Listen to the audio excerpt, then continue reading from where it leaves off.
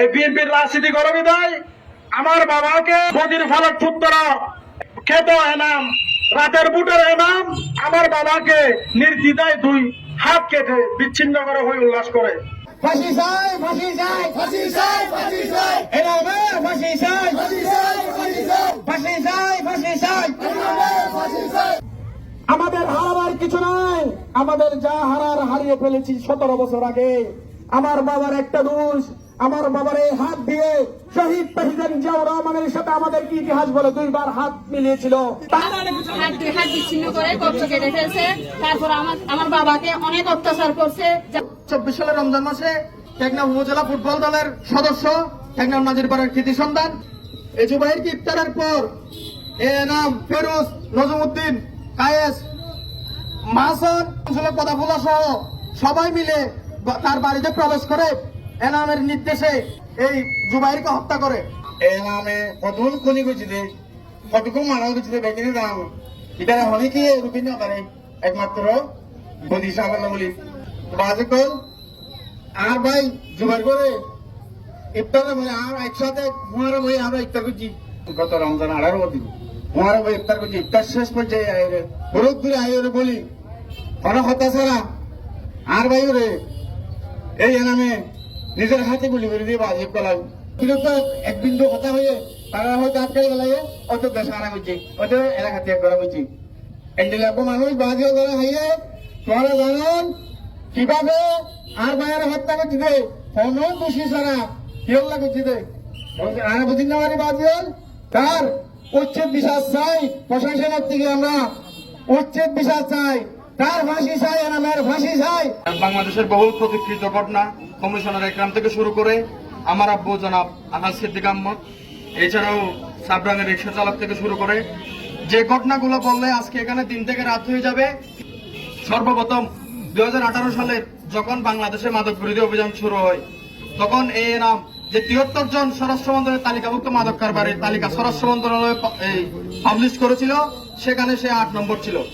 এর পরিপ্রেক্ষিতে গিয়ে কমিশনার একরাম যা বাংলাদেশে বহুল আলোচিত এই কমিশনার একরাম ভুল হত্যাকাণ্ডের শিকার হয়েছেন।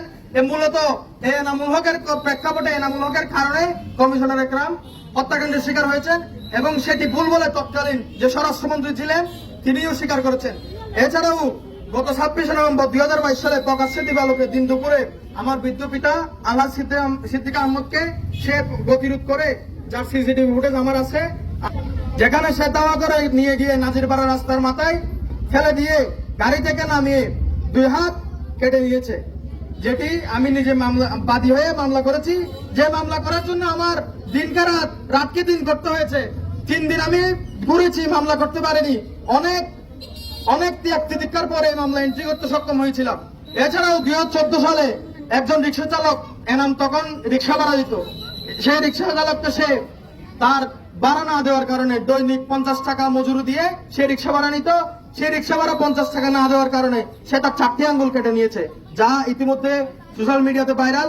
এছাড়াও 24 সালের রমজান মাসে মাগরিবের পর 18 রমজান টেকনাফ উপজেলা ফুটবল দলের সদস্য টেকনাফ নাজিরপাড়ার কৃতি সন্তান এই জুবাইরকে ইফতারের পর এনাম ফেরোজ নজমুদ্দিন কায়েস মাহসন পদাফুলা সহ সবাই মিলে তার বাড়িতে প্রবেশ করে এনামের নির্দেশে ফেরোজ থেকে এনাম গুলি বের করে ফেরোজ এনামকে গুলি দিলে এনাম সরাসরি গুলি করে এই জুবাইরকে হত্যা করে, যা তার বাম পাশে লেগে এই জুবাইর মৃত্যুবরণ করে। এছাড়াও আমার চাচা জালাল আহমদের অন্যতম হত্যাকারী হচ্ছে এনাম।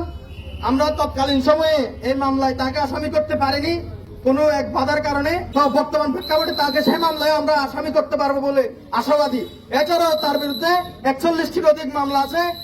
আজকে তার বিরুদ্ধে টাইনাপ্তারে ওয়ারেন্ট সহ প্রায় 16টির অধিক মামলা নিয়ে সে চালান যাবে। আমরা তার সর্বোচ্চ শাস্তি দাবি করছি। সর্বোচ্চ শাস্তি সে যেন বাংলাদেশের পেনাল কোডের আওতাধীন 302 এর আওতাধীন 2টা মার্ডারের মামলা, একটা মার্ডার সহ সবকিছু মিলে তার যাতে মৃত্যুদণ্ড হয় এবং সুপ্রিম কোর্ট কর্তৃক যাতে তা বহাল থাকে তার দাবি আমি জানাচ্ছি। বুকে দিন দুপুরে হুন্ডা নিয়ে যাওয়ার সময় গাড়ি সহ দাওয়া করে 10-12 জনের দল একটা হাত বিচ্ছিন্ন করে কবজ কেটে ফেলছে। তারপর আমার বাবাকে অনেক অত্যাচার করছে, জামা কাপড় ছিঁড়ে ওটা সব সোশ্যাল মিডিয়াতে ভাইরাল হয়েছে, অনেক অত্যাচার করলে অনেক অত্যাচার করছে আমার আব্বুকে, ওইটা বাসায় প্রকাশ করতে পারবো না। আমরা অনেক নির্যাতিত পরিবার, আমাদের মতো নির্যাতিত পরিবার এই টেকনাফ থেকে কক্সবাজার জেলার মধ্যে কোনো একটা পরিবারও নেই। আমাদের বাড়ি ঘর সবকিছু হারা, সবকিছু ওনার এলাকা বলতে ওনার নেতৃত্বে চলে। মানে কোনো ভালো লোক ওখানে যেতে পারে না ওর জন্য, ওকে বই পাই। এখনো সবাই বইয়ের মধ্যে আছে, ও অনেক খুনি টুকায় না, ফাঁসি চাই, আমার আপুর বিচার চাই। সবটুকু যে ঘটনা করছে, অপরাধ করছে, এইটুকু প্রশাসনের কাছে বিচার চাই। এই জন্য আমাকে এই আব্দুর রহমান বদিয়ে এইরকম হয়রানি করছে যে কেন আমি তালাশ টিমে সাক্ষাৎকার দিয়েছিলাম। এই আব্দুর রহমান বদির বিরুদ্ধে, তার ভাইয়ের বিরুদ্ধে, তার আহ্বায়কের বিরুদ্ধে আমি তালাশ টিমে 2011 সালে সাক্ষাৎকার দিয়েছিলাম। সেই জন্য তার দোষক দিয়ে আমাকে বুটবিহীন দুইবার মেম্বার বানাইছে। কাকে? এই টুকাইয়ে নাম, ইনি একজন রিক্সা চালক, ইনি একজন দেশটিসুর, হান্ডিসুর, লুডাসুর, বদনাসুর, বুঝছেন? ওনাকে ধরিনি রাস্তার থেকে আনি আমার জায়গার উপরে মাদারাজা করাইছে, আর আমার ছোট ভাইকে মারা ফেলছে। আজকে এখনো চার্জশিট হবে, এখনো চার্জশিট হয় নাই। আমার দুইটা হাত কাটি ফেলছে দিন দুপুরে, দিন 2:30 বাজে 26 নভেম্বর 2022 সালে। আমরা এখানে থানাতে মামলা করতে হলে বদির জন্য কিছু করতে পারি নাই। এই হলো বদির দোষের খুনি। এই যে জুবাইর হত্যা 1 নম্বর আসামি খুনি। গত বছর 18 রমজানে ইফতার করতেছে, ইফতার মাহফিলে তার বাড়িতে মগরিবের টাইমে বাম সাইডে নিজ হাতে ফের গুলিটা দে গুলি বইলা ডাইরেক্ট গুলি করে দি হঠাৎ মাটিতে শুয়ে ফেলছে। এই এখানে আনটান দিয়ে উনি মৃত্যুবরণ করছে। সেজন্য তাদের মাগফিরাত কামনা করি আর মেহরবানি করি সুস্থ তদন্ত করি আল্লাহর ওয়াস্তে। আমাদের কোন আজকে বিএনপি ক্ষমতায় আসবে এই ব্যবসায়, এটা আমরা ক্ষমতা দেখাইতে চাই না, আল্লাহ মাফ করো। এটা আমরা বিএনপির ক্ষমতা দেখাবো না, ইনশাআল্লাহ সুস্থ তদন্ত করি, মেহরবানি করি। আমি আপনাদেরকে প্রশাসন মহোদয় এবং আমার ওসি মহোদয় এবং আমার টিউনো মহোদয় এবং জেলা প্রশাসক এবং পুলিশ সুপার মহোদয়, এত বড় খুনি আমার জানার মধ্যে বাংলাদেশের কোন জায়গাতে নাই। আমি যতটুকু বুঝি, আজকে 61 বছর আমার বয়স, বুঝলেন? এই ব্যাপারে আমি বলতেছি যে তার মতো করে আমার জানার মধ্যে বাংলাদেশে নেই। আমি বাহিনী, আফসার বাহিনী, এই আমাদের এক একটা যে এলাকাগুলো বললাম, এক একটা এলাকাকে আলাদা আলাদা করে দিয়েছে। সংশ্লিষ্ট প্রশাসনের কাছে আমাদের একটাই দাবি, খুনি এনাম এবং আফসারকে আপনারা অতি দ্রুত আইনের আওতায় আনুন এবং তাদেরকে সংশ্লিষ্ট আইন অনুযায়ী যে শাস্তি হয় সে শাস্তি ফাঁসি দণ্ডিত করুন। এলাকার সাধারণ জনগণের একটাই চাওয়া, আপনারা জাতির বিবেক, আপনারা আমাদেরকে নিয়ে যাবেন না, আপনারা এলাকায় এলাকায় খবর নেন। তাদের নির্যাতনের কারণে কত মা বোন দর্শিত হয়েছে, নিপীড়িত হয়েছে। আপনারা কি জানেন? মাগুরার মেয়ে আসিয়া, তাকে যখন দর্শন করেছিল পুরা মিডিয়া কাঁপাইছিল, তখন শাস্তির জন্য সবাই উঠে পড়ে নেমেছিল। কিন্তু দুঃখের বিষয়, হাজারো আসিয়া আপনারা নাজির পাড়ায় খবর নিয়ে দেখেন, আমাদের মা বোনেরা গোসল করতে পারে না।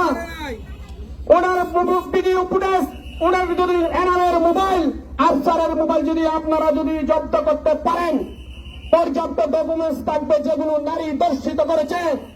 এমনকি আমি তাকে আমার বাবার হাত কেটে নিয়ে রাজপুরুষের জন্য বলতেছি না, আপনারা সুস্পষ্ট ভাবে যে যেটা ভালো সেটাকে ভালো, মন্দকে মন্দ বলে ইনভেস্টিগেশন করে দেখেন। এনাম এবং আফসার কত খারাপ লোক, ওনাদের নামে কয়টা মামলা আছে আপনারা এটা ওসি মহোদয় অবগত আছে। আর যারা রাজনীতিক ভাবে আফসার এবং এনামকে সেল্টার দেওয়ার জন্য দুঃস্বপ্ন দেখছেন, এই স্বপ্ন নয়, এগুলো ভুলে যান। আমাদের হারাবার কিছু নাই, আমাদের যা হারার হারিয়ে ফেলেছি 17 বছর আগে। আমার বাবার একটা দোষ, আমার বাবার এই হাত দিয়ে শহীদ প্রেসিডেন্ট জিয়াউর রহমানের সাথে আমাদের কি ইতিহাস বলে 2 বার হাত মিলিয়েছিল, তারেকুর রহমানের সাথে 1 বার হাত মিলিয়েছিল। কিন্তু সেই হাত আজ আমার নেতা তারেক রহমান যখন এই বাংলার মাটিতে রাখবেন, ওই দিন হাত মিলাতে পারবেন 1000 কোটি টাকা দিলেও। আমি আপনাদের মাধ্যমে বলতে চাই, ওনার ফাঁসি নিশ্চিত করুন। আর ওনার যারা দূষণ আছে আওয়ামী ফেসিক, ওদেরকে আপনারা নিজের হাতে, আমরা আইন তুলে দিব না। প্রশাসন ভাই বন্ধুগণ, আমরা আপনাদেরকে তথ্য দিয়ে সহযোগিতা করব, ওদেরকে আইনের হাতে নিয়ে আসুন। আপনাদেরকে বলতে চাই, এখানে আরো রাবক দোয়াল আছে। এই আপনারা নাজির পাড়া, মৌলভী পাড়া, হাবির পাড়া, টাঙ্গার পাড়া, শিল্পনিয়া পাড়াকে শুধু মাদকের রাতটা দিয়ে জমিয়ে রেখেছিলেন অনেকদিন। টেকনাফে এই আলোচিত এনাম তার এই নির্মমতা দেখেন, এটা আমার পিতা 65 বছর বয়সের পিতা, এটা আমার এই বিএনপির রাজনীতি করে বিদায় আমার বাবাকে তার বদির ফালক পুত্র এই খেত এনাম রাতের বুটের এনাম আমার বাবাকে নির্দ্বিধায় 2 হাত কেটে বিচ্ছিন্ন করে হয়ে উল্লাস করে। আপনারা জানেন হৃদয় বিদারক, আমার বাবাকে দেখলে আমরা করে ঘুমাইতে পারি না। আপনারা জানেন আমি যদি এখান থেকে বলি রাত পর্যন্ত এনামের কর্মকাহিনী অপকর্ম শেষ করতে পারবো না। আপনারা জাতির বিবেক, আপনারা একটু ভাই লক্ষ্য করবেন, এখানে আমরা বিএনপির রাজনীতির জড়িত থাকা অবস্থায় আমাদেরকে অনেক হয়রানি করা হয়েছে। আমার ওখানে 3500-এর উপরে আপনার গাছ কেটে নেওয়া হয়েছে, আমার বাড়ি দখল করে ফেলা হয়েছে। আমরা আজকে ঘর হারা বাড়ি হারা, আমরা দীর্ঘ ফেসিস্ট আওয়ামী সরকারের আমলে আমরা যে জুলুম নির্যাতনের শিকার হয়েছি। আমি যদি এখানে বলি আপনাদের প্রত্যেকে অশ্রু ধরবে ভাইয়েরা আমার।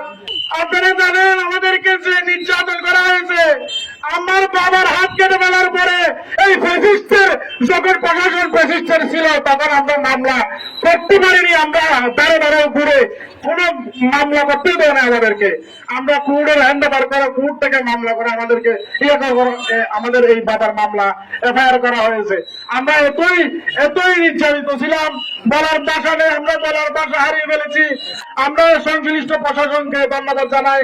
পাশাপাশি আমার এলাকার কক্সবাজার জেলার কৃতি সন্তান ফুটবলার জুবাইরকে 18 রমজানে গুলি করে হত্যা করে আরেকজন আমার গ্রামের জালাল আহমদ বয়স্ক 65 বছর বয়স্ক জালালকে সহ তার বাহিনী দিয়ে এখনো তার বাহিনীরা বেপরোয়া বন্দুক নিয়ে আমাদেরকে হামলার প্রস্তুতি নিচ্ছে এরা।